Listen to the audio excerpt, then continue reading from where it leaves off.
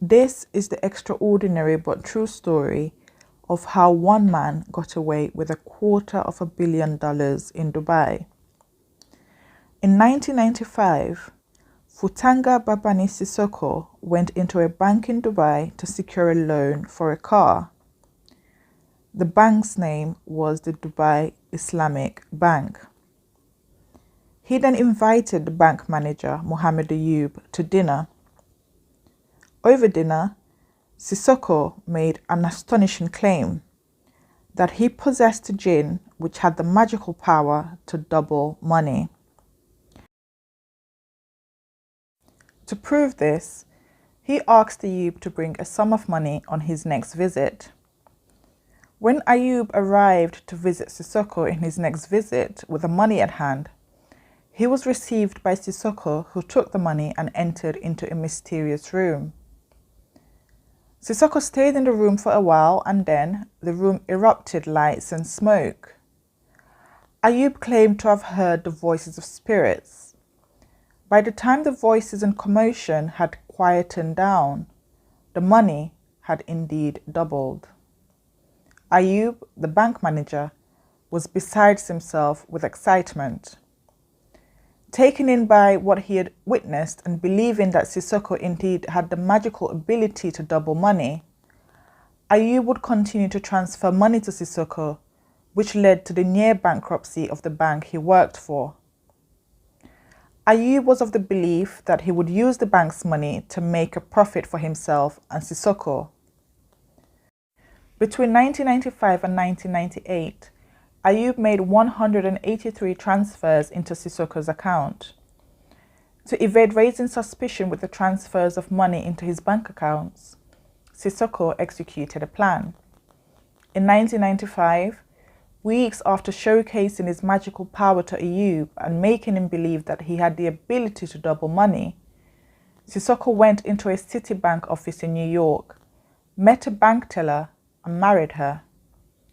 Through his partnership with her, an account was opened at the bank for him through which over $100 million was wire transferred to him by Ayoub Mohammed. As the money kept rolling in, Sissoko would go on to actualize bigger plans. He bought a used Hawker 125 and 2 old Boeing 727s. With this, the birth of the commercial airline Air Dabia was born. Sissoko's commercial airline dream was, however, short-lived. A fatal mistake he made in 1996 will pave the way to unraveling one of the biggest financial scams ever masterminded. In a bid to further expand his aerospace business, Sissoko bought 2 Huey helicopters dating from the Vietnam War. Being that the helicopters could be refitted as gunships, a special export license was required.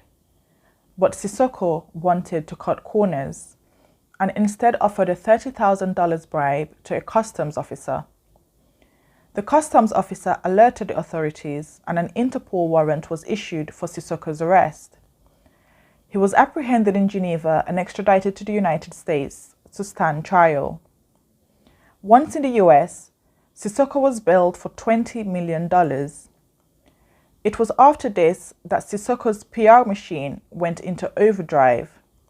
His goal was to rebrand himself as a philanthropist, giving money to causes and awarding lavish gifts to those in his corner.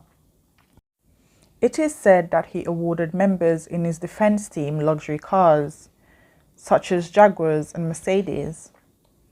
To gain good publicity and be in the public's good graces, he gave $300,000 to a high school band that needed money to travel to New York for a Thanksgiving parade.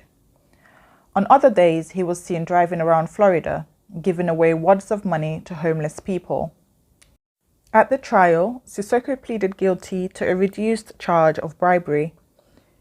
He served 43 days in prison and paid a $250,000 fine. Sissoko was released early and made to serve the rest of his sentence back in Mali in return for a $1 million donation to a homeless shelter. When he returned back to Mali, he was given a hero's welcome.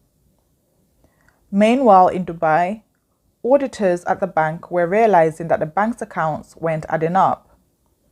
News quickly spread and citizens rushed to the bank demanding their money. Ayoub eventually confessed to a colleague that Sissoko had placed him under a spell and had made him believe that he could magically double money with the aid of a jinn.